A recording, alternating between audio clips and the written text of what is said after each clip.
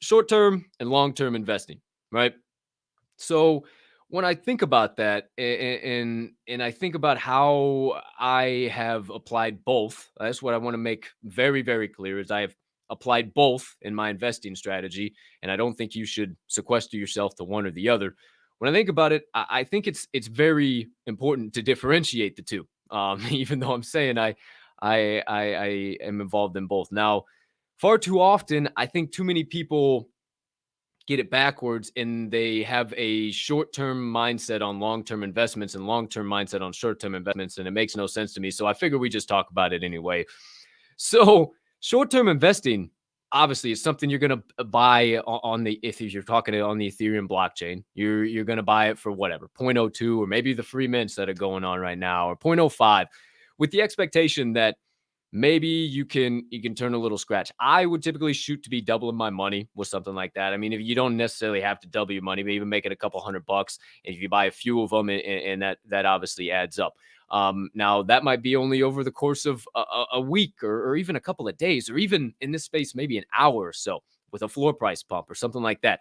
And I don't want to say step over pennies. Shout out Travis, the bullish trader. Don't step over pennies to go and pick up dollars. That's not what I'm saying here. And I'm not saying that I don't think it's valuable to invest short term, but I also believe that, again, going back to, too many people are just so focused on making $50 right now or 50 cents right now that they don't realize how much of a long-term investment and how much something that they have in their back pocket. So kind of segues me into excuse me, into long-term investing.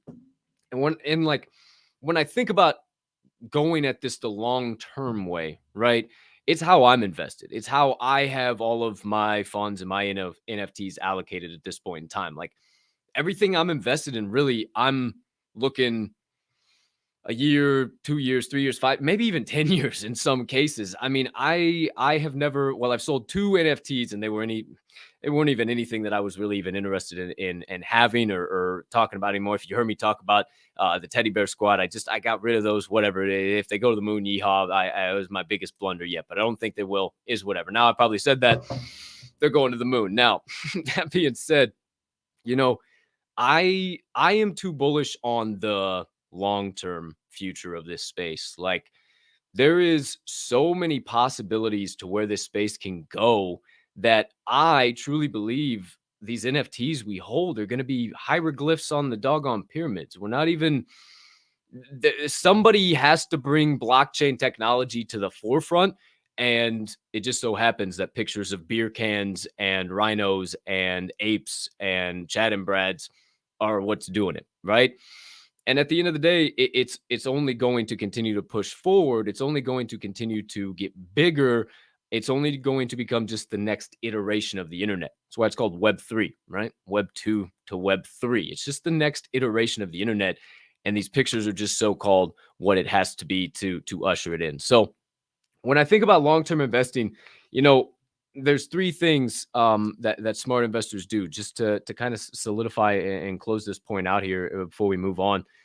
Is, first, take care of their needs, then take care of their investments, then take care of their wants, right? And it's really, really key and really critical that that is how you take care of your life, because I've said it multiple times. There's no NFT on this earth that should risk you a light bill, a water bill, a house, or any bill for that matter, right? And at the end of the day, investing is a contact sport. I've said this a lot too.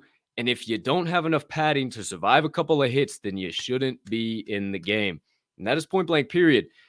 And to put a cap on it, hey, that's why they call me Cap. Put a cap on it. You don't have to be monetarily involved with projects to be able to help them, and then in turn, maybe help yourself.